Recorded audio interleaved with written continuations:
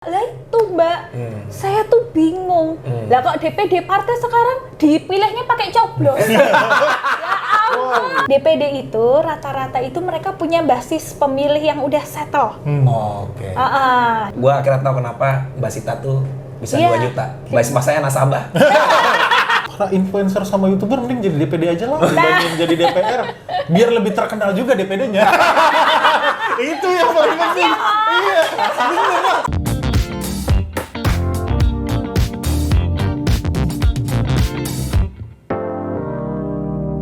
Nongkrong lagi bareng Beda Mangkok di channel Total Politik. Di tempat yang megah.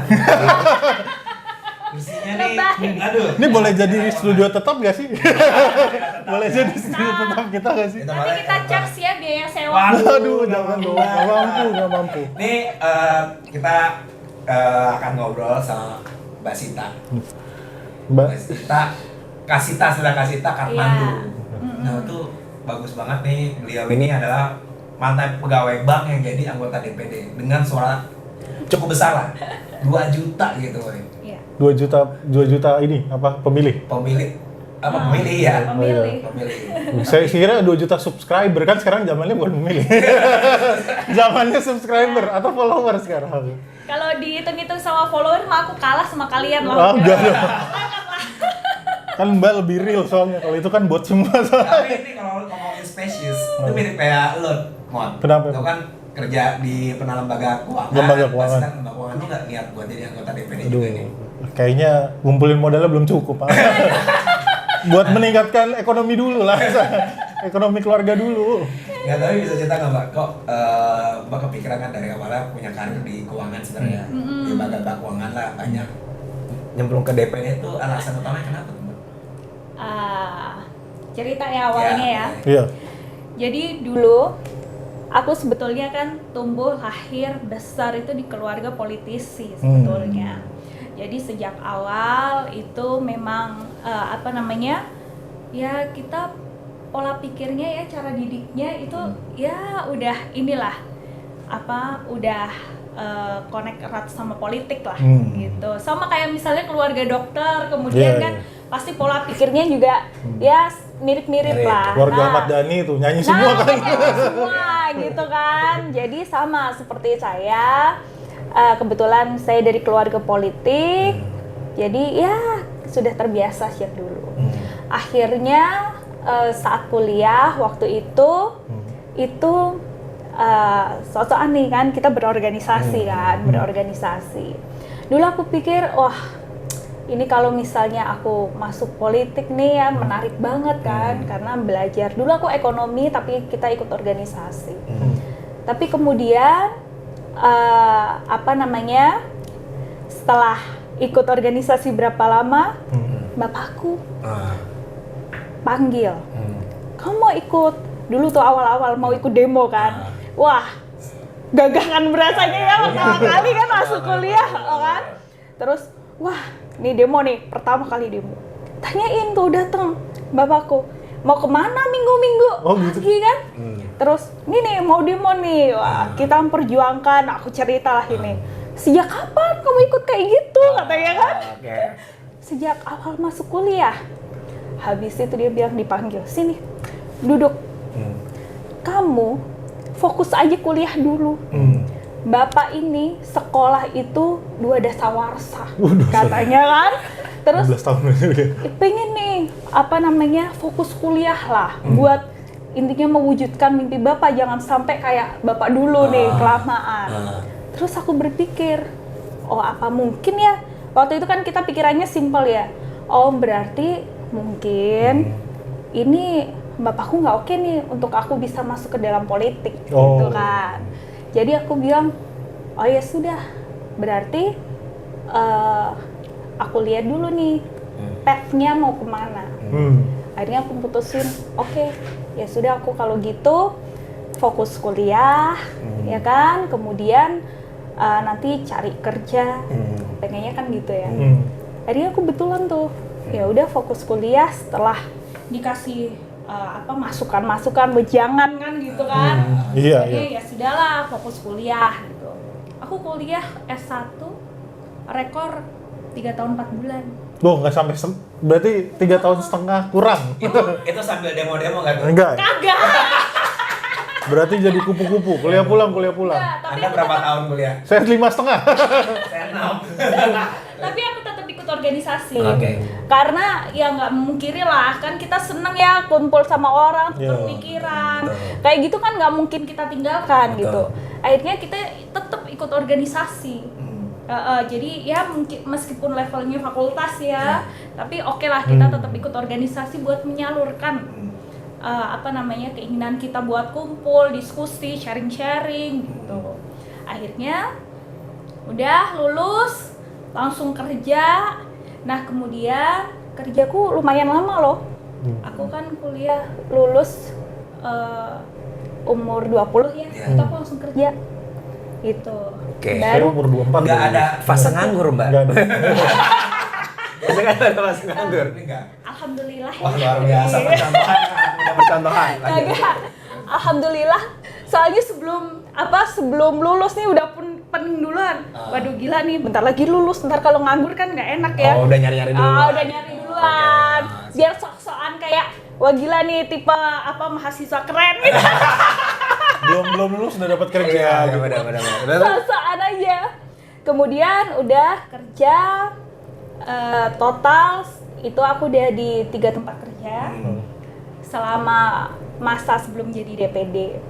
Kemudian terakhir kali DPD mau memutuskan masuk DPD itu ya mungkin sejauh-jauhnya kita lari ya. Akhirnya balik juga ke interest Kembali deh. awal Ya, gitu interest kan. awal. Iya. Akhirnya udah sharing diskusi ya itu. Akhirnya aku memutuskan untuk masuk ke dalam politik.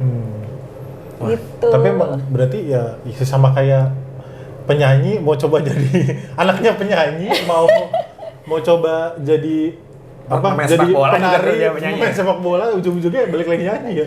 Kayak Amal dulu sempat main sepak bola tapi tetap jadi penyanyi. Iya.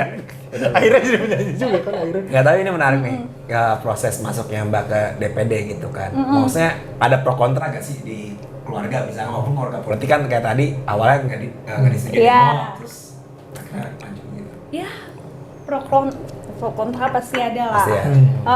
Terutama sebetulnya kalau dari keluarga ya ini kan bukan hal yang mengagetkan gitu ya. Jadi ya mereka ya udahlah gitu kan. Cuman dari teman-teman. Oke, seperti Iya, ini. dari teman-teman. Jadi teman-temanku pada Sita, lu ngapain sih? Kayak gitu. Ya kan? Paham ya.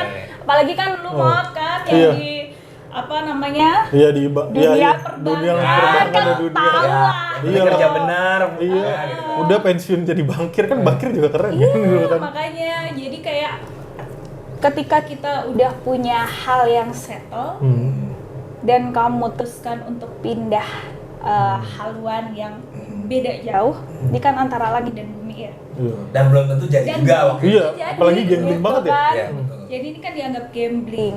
Jadi teman-teman pada ngapain sih gitu. Kan kamu udah settle juga.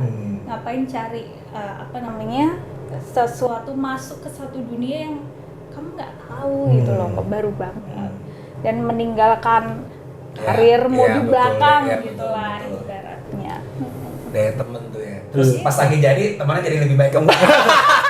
Temennya jadi Ya gitu. Saya emang dari awal sudah percaya sama kamu gitu. temennya jadi berubah gitu. Kamu jangan jujur-jujur. Nggak boleh. Ya, tadinya ngapain sih? Tuh kan, bener kan? Gue bilang.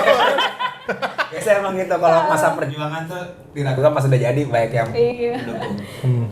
Gitu. Tapi maksudnya sebenarnya ini sih. Sebenarnya berarti dari awal tuh Kasita tuh udah emang pengen ya sebenarnya. Cuma akhirnya tadi gara-gara Bapak soalnya kan ada nih beberapa orang yang mungkin ya nggak tahu sih, ada beberapa case yang dulu bilang enggak, saya mah nggak mau jadi politisi gitu. Enggak, kalau saya Tapi nggak pernah mendenial soal itu ya. enggak, aku nggak deny. Nggak pernah deny ya. Soalnya ada yang pernah deny terus akhirnya Aduh. jadi politisi juga. Siapa sih Mo? Aduh nggak tahu, saya nggak pernah dijemput. Ya tapi nggak pernah deny sih. Ya itu yang saya kagumi bahwa Ya, akhirnya berani soalnya emang ya, berani susah emang dari prinsipnya. awal tuh pengen. Cuma gara-gara Bapak sempat melarang gitu dalam tanda kutip jadinya Iya. itu, tapi balik lagi ke politik. Nah pertanyaan selanjutnya, Kenapa milih DPD? Kan banyak ya dunia politik. Kenapa Iya. DPD akhirnya? Apa ya? Kalau DPD itu kan sebetulnya independen ya. Iya. Artinya kan di situ nggak ada tuh kayak apa namanya, politik partai ini kan beda sekali dengan Iya. politik independen Betul. gitu kan. Nah, mungkin ya saya merasa jiwa saya belum kuat. Oh, Nggak sih, tapi ini adalah satu proses. Kalau menurut saya yang apa namanya, yang bisa kita pelajari. Jadi kalau misalnya kita lihat nih di DPD nih, independen gitu kan, gimana sih pola pikir kita kan di situ bebas ya. Artinya kan kita nggak terpatok pada satu pola pikir yang wajib gitu kan. Kalau kita misalnya di fraksi gitu kan, di partai itu kan pola pikir sama gitu kan, dibentuknya sama. Nah ini kita belajar kalau di PD itu adalah bagaimana apa namanya, pola pikirmu itu berkembang sesuai dengan apa yang apa namanya, apa yang kamu pikirkan gitu. Jadi ada satu case misalnya, kalau misalnya satu case itu kemudian kita patok di partai kan, cara pandang kita terhadap case itu kan pasti udah ada lah, ada biasnya lah, setnya, ada framingnya.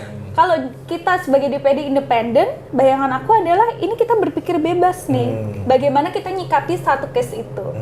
Dan di situ apa namanya, aku lihat bahwa dengan masuk DPD itu kita bisa lebih bebas mengekspresikan, lebih pemikiran kita, pendapat kita, karena kita tidak terpatok, nggak bias gitu.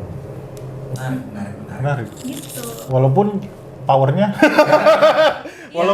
walaupun kasar banget DPD tuh sebenarnya tuh mirip-mirip kayak mau nyalon bupati sama gubernur tuh. Agak gubernur. Malah ya, kayak nyalon gubernur ya. Tapi Maksudnya? dengan wewenang yang kurang oke sih. Oh, gubernur provinsi maksudnya? Iya lah, orang semuanya satu harus dipilih. dapil, Dapil satu setiap jam, provinsi. Iya kan? Iya sih, soalnya lebih ini juga kan, apa? Soalnya effortnya lebih gede banget kan? Tapi aku mau nanya Mbak, kan DPD kan sebenarnya kayak jujur aja kayak anak-anak muda sendiri kan juga nggak tahu tuh peran dan Iya, fungsi. iya jujur Iya nggak iya. sih? Jujur banget. Aku nggak akan menutupi, tapi iya mau Iya, beneran. bener Kan? sih, emang. Bener nggak Mbak? Terus apalagi kalau orang lagi acara-acara diskusi, pasti yang pertama diundang anggota Dewan dulu, Iya. DPR RI, bukan DPD. Nah itu gimana Mbak Sita meyakinkan konstituennya Mbak nih, ayo saya mau nyalon DPD gitu. Apakah ada yang bingung, apa Aduh. gimana gitu loh di Aduh lapangannya ya loh. ampun, lucu banget nih ya aku cerita nih waktu masa kampanye pertama kan. Awal-awal itu aku masih apa namanya, bersemangat ya, idealis. Ketika kampanye aku harus menjelaskan nih DPD RI, adalah gini. Lama-lama dari berapa tempat, ini kok orang kagak ada yang tahu DPD. Seram banget gila. Serem banget ya. Akhirnya metodenya aku ubah. Dengan cara? Jadi aku ubah pakai kuis, Oh, kuis. Ya, aku pakai kuis. Jadi di atas panggung, hal yang pertama aku tanyakan itu adalah, Bapak Ibu apa pernah tahu nggak DPD RI itu apa gitu? Gampangnya sebutkan nama anggota DPD RI dari provinsi Jawa Tengah yang periode mana? Yang periode sebelumnya. Yang bakal lahir ya. Soalnya kalau dididik pegawai bank mengalahkan 6 petahana aku. Sangat tegas sekali gitu ya. Terus. Gitu. Tahu ada ibu-ibu, kulo mbak, kulo, saya mbak, saya. Maju ke depan dengan PD-nya.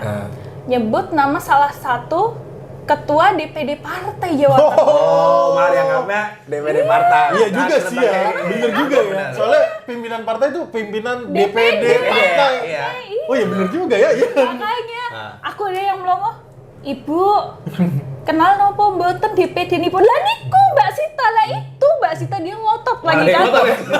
Aku udah aduh minta ampun Iya deh. bener juga iya. Iya, habis itu aku bilang, Ibu, DPD RI niku beda, itu tuh beda dengan DPD partai.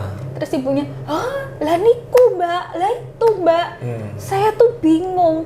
Lah kok DPD partai sekarang dipilihnya pakai coblos. Ya ampun. Iya, tapi benar.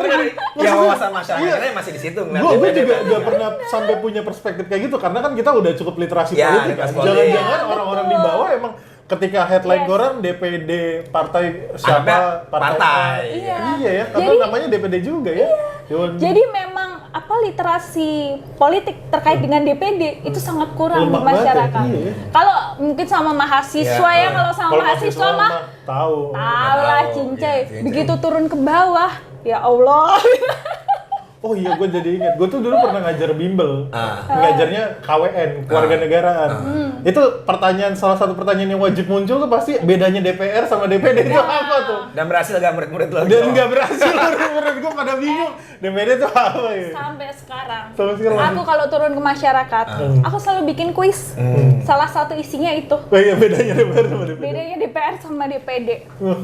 Terus, kulo Mbak Sita, saya Mbak Sita. Apa tuh? Terus, apa bedanya Pak? Gitu.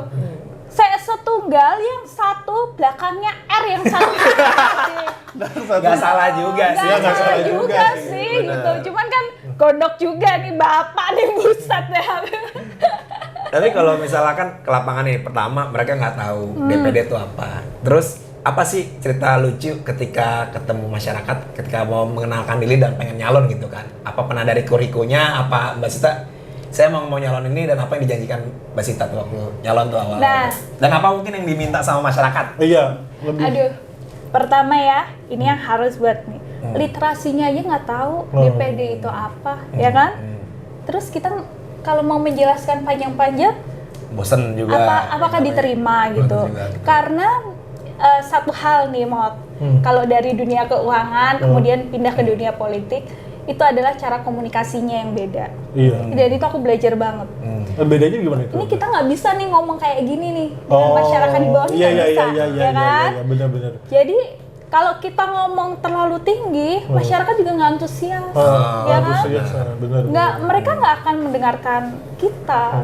Kayak kamu ngomong kok kayak dari langit gitu kan? Nggak bisa seperti itu. Jadi kita harus menyesuaikan lah. Kalau orang Jawa bilang kalau misalnya ilmu komunikasi itu ada 3, empan, papan, adepan. Apa tuh Jadi, papan, adepan? Aku ngerti Mbak juga. Serius? Kamu kan dari Unsud, masa nggak tahu? Saya bukan orang Jawa, saya nggak ngerti empan, Iya. papan, adepan. Jadi yang pertama itu kalau misalnya kita bicara papan, tempatnya di mana nih?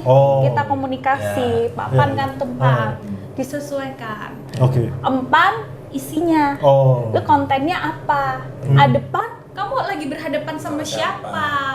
Kalau misalnya lagi sama masyarakat, ya kamu jangan kemudian sama seperti kamu komunikasi dengan direktur bank misalnya. Ini kan beda.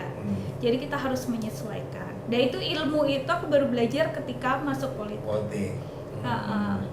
Jadi jujur ketika kampanye nggak ada yang aku janjikan. Karena memang lebih banyak kita komunikasinya itu adalah mendekatkan diri kan. Karena mereka belum kenal dan harapanku mereka kenal aku dulu aja. Akhirnya kenal peran dan akhirnya bisa melakukan minta aspirasi gitu kali ya. Harapannya. Maksudnya menyalurkan aspirasi gitu. Iya. Nah, makanya ketika udah jadi aku rajin aja turun dan mereka masih ingat. Oh, ini Mbak Sita nih yang dulu ada stikernya ya. Gitu. Saya jadi paham kenapa ada baliho banyak. Jadi biar disebut nanti. Oh, ini yang kemarin balihonya di sana. Ya tapi menarik sih ya, kayak misalnya pasca itu harus tetap ya ngerawat ini ya teman-teman yang di bawah itu. Iya, sebetulnya sih aku masih rajin turun untuk mengucapkan terima kasih sih. Karena dulu ketika nyalon, dapilnya kan luas sekali. Ya, luas banget tuh. Iya kan, 35 kabupaten kota. Bayangin, aku baru tahu ya kalau ternyata ada kabupaten di Jawa Tengah, ada desa itu yang bahasanya udah bukan bahasa Jawa lagi. Udah pindah bahasa Sunda. Padahal itu masih Jawa Tengah.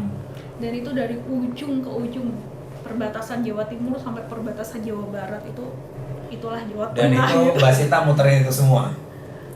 Nggak sanggup. Nggak sanggup. Makanya aku selesaikan ketika udah jadi. Oh. Jadi aku muter karena kemarin nggak sempet ke situ, jadi aku mengucapkan terima kasih. Kan ada tuh datanya tuh. Jadi kita punya database, isinya adalah kabupaten-kabupaten dengan perolehan suara berapa, kemudian desanya mana, gitu ada. Jadi kita datengin aja.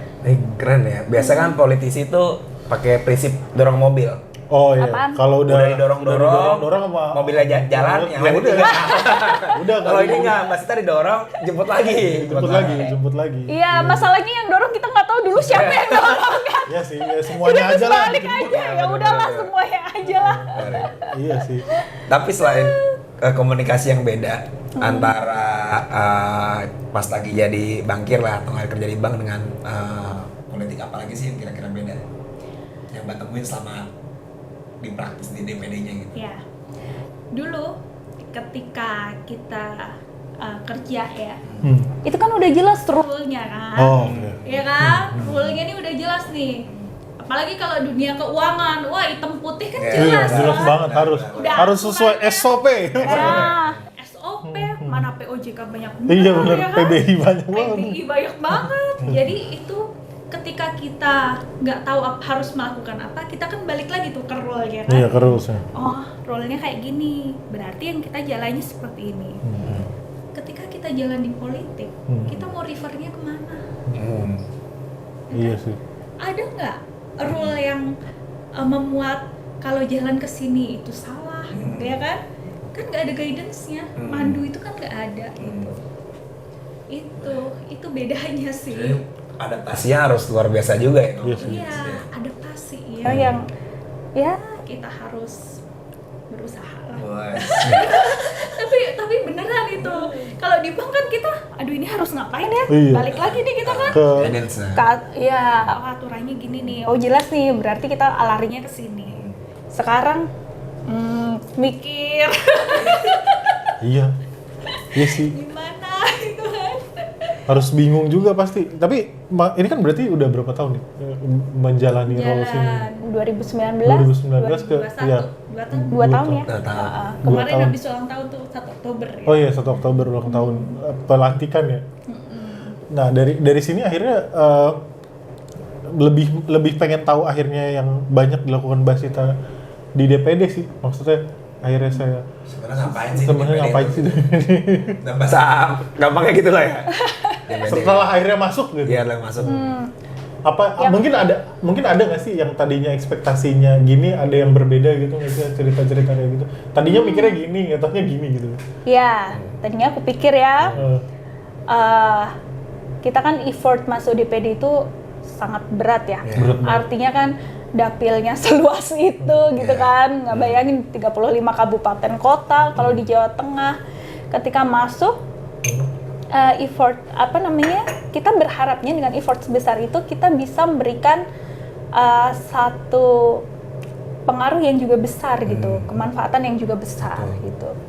Ternyata ketika masuk wewenang yang dimiliki oleh DPD RI nggak sebesar itu gitu kan. Jadi memang harapannya DPD RI ini bisa sebagai penyeimbang dari DPR. Jadi ini konsepnya kan adalah bikameral ya, 2 kamar gitu. Aku pikir mungkin ingin diarahkan seperti senator, Senate di Amerika gitu kan. Cuman ketika melihat wewenangnya, ya nggak bisa kemudian kita katakan bahwa ini adalah bikameral murni. Sebagai penyeimbang, kamar penyeimbang murni, itu kita nggak bisa bilang gitu. Karena ketika kita masuk DPD itu salah satu tugas dari DPD RI itu adalah memberikan pertimbangan kepada DPR. Artinya ketika kita memberikan pertimbangan kan DPR mau make, oke. Kalau nggak make juga nggak ada masalah gitu kan. Boleh mengusulkan, kan usul doang ya. Boleh dipakai apa enggak gitu. Banyakan dipakai apa enggak? Kayaknya asuh. Gimana mau coba? Dari pengamatan saya. Nggak pernah denger sih dari gitu. Jadi tugas kebetulan kan aku di komite 4. emang ada komite-komitenya ini? Ada. Ada. Kalau di DPR itu Itu komisi 1 sampai Iya. 11, kalau di DPD itu komite 1 sampai 4. Mungkin coba biar tahu bedanya apa ya? Maksudnya antara atau baca aja di Google. Masa mesti dijelasin. Iya. Ada Komite 4 sendiri Alah, ngurusin apa kamu tuh? juga nanya Iya. mulu nih. Saya penanya. Anda nggak lulus S1-nya ya? Soalnya gitu. Ya tapi gua nggak tahu ada komite. Parah banget ya. Banget, Iya. sumpah. Lu nggak jadi bimbel, PKN lagi kan? Gimana sih? Komite. Oke, komite Iya. 4 yang Mbak itu ngurusin apa tuh? Jadi komite 4 itu mungkin sama dengan komisi 11. Oh, Jadi oke. kita ngurus masalah keuangan. Hmm. Keuangan, APBN, UMKM, Oh, kemudian oke. ya terkait dengan itulah, perbankan gitu. Oh udah sama sejalur juga. Sama sejalur. Dan itu yang aku syukuri loh, Hmm. karena sebelumnya kita udah pernah kerja kan di dunia profesional.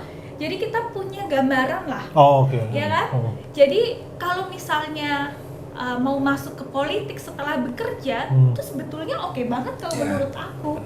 Jadi karena kita punya gambaran besar terkait dengan industri Ya. sekarang, dan itu kita bisa memperdalam itu dari sisi pengaturan-pengaturannya. Jadi kalau ngobrol sama mitra gitu ya nyambung lah. Karena kita kan udah punya gambarannya Iya, kan. nggak bisa dibohongin lah. Nah, itu masuk komite entah 1 sampai 4 itu Nah. gimana prosesnya tuh, Mbak? Ini prosesnya sebetulnya simpel banget. Yang penting antar anggota akur gitu. Jadi di Jawa Tengah itu ada 4 anggota nih, Oh. ya kan? Kita diskusi mau masuk komite berapa Bu? Oh. Itu diskusi. Nah, Oh nggak boleh sama satu komite ya, satu daerah ya nggak berarti? boleh. Oh, Jadi intinya gitu ya? masing-masing satu. Masing-masing harus satu ya? Makanya setiap komite itu isinya 34 orang. Oh pas ya? Karena ada 34 provinsi Oh kan gitu. oke. Jadi dibaginya dibaginya Dibagi gampang. rata. Bagi rata banget. Nah, ini gampang ketika satu provinsi itu kita ada anggota itu akur. Jadi kita tinggal diskusi, kayak di Jawa Tengah ini akur. Jadi kita diskusi mau masuk mana Bu? Aku ini ya, aku ini udah sepakat. Oh. Kita sampaikan surat ke ke pimpinan bahwa Jawa Tengah milih ini gitu. Bukan dari partai yang ya bingung juga ya siapa yang nyuruh masa? Siapa yang nyuruh? Nggak ada. Kan Kalau- bukan petugas partai. Nah, kalau kata orang DPD RI itu 136 anggota, artinya ada 136 fraksi. Fraksi iya sih. Karena kita mewakili diri kita sendiri-sendiri. Iya, benar. Gitu. Atau kalau mau dihitung daerah ya cuma 34 fraksi gitu kan kalau Iya. dihitung daerah. 34 partai. 34 fraksi aja kalau satu daerah nggak akur kan udah pecah lagi fraksinya kan gitu. Tapi Mbak Kasita ini sebenarnya perempuan dan muda ya tentunya di politik gitu. Maksudnya sekarang tuh kayak pandangan politisi atau nggak masyarakat tuh ngelihat anak muda dan perempuan itu kayak gimana sih Mbak kalau menurut Mbak? Serius sekali pertanyaannya. Penilaiannya apa biasa aja? Kalau di di dapil aku ya, itu nggak ada masalah. Oh nggak ada yang masalah. Sepanjang itu tadi cara komunikasi kita bagus, orang akan menerima kita apa adanya. Tapi jadi bertanya, banyakan komposisinya banyakan muda apa tua sih kalau DPD itu kan? Kalau- Adakah anggota yang termuda DPD kalau anggota ada ya? Ada. Umur berapa sih? Umur 22. Nah, Itu bukannya DPR ya? Jayalika ya? Gialika, Gialika, ya. masih Umur berapa? muda banget. Lampung kalau nggak salah. Ngawur. Masih. Mana sih? Palembang. Oh ya Palembang. Heeh. Iya, iya. Sumsel. Oh, Muda banget. Muda. Heeh. Aku langsung berasa tua di situ. Ya ampun. Ya. Aku dipanggil kakak loh di situ. Aku pikir kan, Gimana cepopon? Waktu itu. aku pikir kan, wah di Jawa Tengah paling muda nih sampai sana. Ya ampun, aku tua. Oh di Jawa Tengah tapi paling muda. Kandidat paling muda lagi kan? Iya. Wih. Kandidat paling muda di Jawa Tengah terus menang lagi. Menang, iya. Berarti masyarakat kita juga nggak terlalu ngelihat ini ya, maksudnya gender Iya. atau Gender lagi atau- soal politik ya. Ageism kalau bahasa anak dan sekarang. Kalau aku lihat sih, ini tergantung daerah ya. Hmm. Tapi kalau di Jawa Tengah cenderung mereka menerima secara Menerima terbuka. terbuka. Nah, cuman permasalahannya adalah bagaimana kita survive dalam dunia politik ini. Gitu. Kalau misalnya kita bisa kontribusi, ya mereka akan tetap sama seperti pandangan awalnya mereka kan. Berarti nggak ada masalah sebetulnya, muda, perempuan, masuk politik, dan kamu bisa kasih kontribusi, kan gitu. Cuman ketika kita masuk, kemudian kita kayak nggak ngapa-ngapain, ya akhirnya pandangan mereka, gimana sih nih? Udah dipilih, lu nggak ngapa-ngapain, gitu kan? Iya Dan sih. nggak kasih kontribusi. Jadi, ya itu tadi, tergantung orang per orang sebetulnya. Dan itu kalau di dapil ya. Kemudian kan kalau di parlemen kita juga harus membuktikan kalau kita punya kualitas juga gitu. Jadi kalau aku bilang ketika masuk politik itu susah, bertahan di dunia politik itu juga susah gitu. Bahkan mungkin jauh lebih susah. Iya, bertahan. Ya mungkin dari saya sih terakhir kali ya. Apa harapan? Bukan harapan nih. Perjuangan nih 3 tahun ke depan. Amandemen kelima. Apa juga kira-kira? Sebetulnya ya ada satu hal sebetulnya yang kita menjadi harapan juga. Mungkin udah baca kali ya di awal. Aku yakin lah pasti udah baca. Ini kan, aku sebetulnya pengen supaya nantinya di Indonesia ini ada haluan negara lagi. Jadi jelas nih arah pembangunan kita kemana, dan itu udah terstate kan.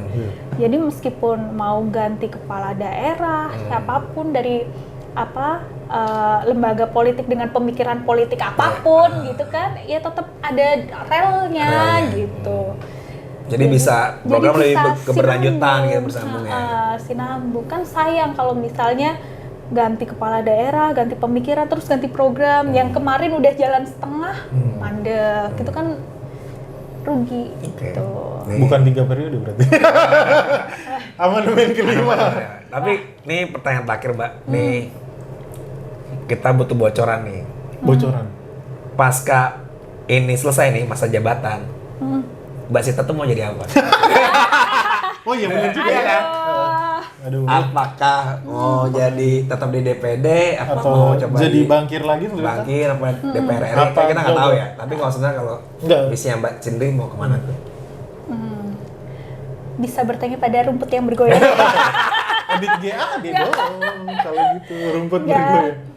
kita lihat arah angin lah besok. Arah angin besok. Iya, kita lihat. Oh berarti ada rencana-rencana ke depan. Iyalah, pasti kita ada rencana lah ke depan. Tapi dilihat juga kemampuan kita sudah seberapa, kapasitas kita seperti apa, ya kan?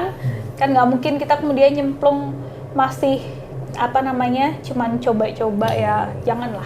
Wes, nih bangkir banget harus terukur dengan data. Oh nih, iya Mbak. dong. Buat apa udah kerja di bank kalau kita nggak bisa mengukur.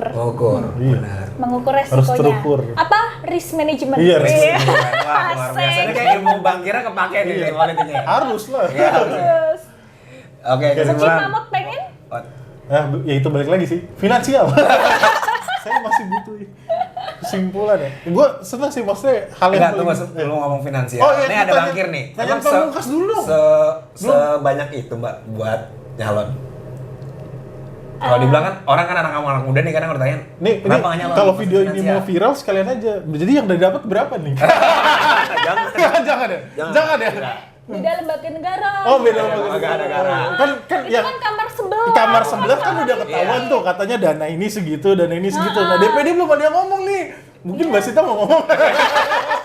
Aku tidak terpancing. Oh tidak. Kita mau ke sana. Jangan. Ya, emang sebanyak itu Mbak. Apa? Kalau misalnya kita mau nyalon DPD atau nggak nyalon politik. Nah ini yang menarik sebetulnya dari DPD RI. DPD itu rata-rata itu mereka punya basis pemilih yang udah settle. Oke. Jadi basis pemilih yang udah settle. Kayak misalnya ya, ada satu teman aku, beliau itu adalah seorang kiai ustadz terkenal di daerahnya. Basis masanya udah jelas nih Udah kan, ada. udah ada gitu. Dan tingkat kompetisi di DPD ini kan nggak seketat dengan DPR. Bayangin ya, kita 30, kalau di Jawa Tengah, 35 kabupaten kota. Tantangannya itu adalah luas wilayah, ya kan? Exposure persaingannya itu dengan sekitar 20 orang lainnya. artinya kan itu menyebar sebetulnya kan. Kita bisa garap wilayahnya itu nggak seketat itu gitu. Kalau DPR, bayangkan dapilnya itu 3 kabupaten misalnya, dia harus bertarung dengan satu partainya, harus bertarung dengan partai lain. Satu partainya mungkin ya ada 8 orang kan calegnya, kali kan ada berapa partai di situ, dan itu menggarap 3 kabupaten. Gitu. Jadi persaingannya memang ketat. Ini menarik juga, gue baru tahu malah persaingannya lebih ketat di DPR ya, kalau secara hitung-hitungan matematik. Iya, hitung-hitungan matematik loh.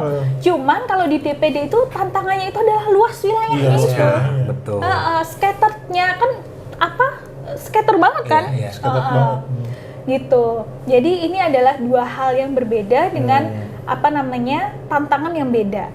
Nah, terkait dengan biaya politik, ya bisa dibayangin sendiri ya, kos politiknya bisa dibayangin sendiri. Iya.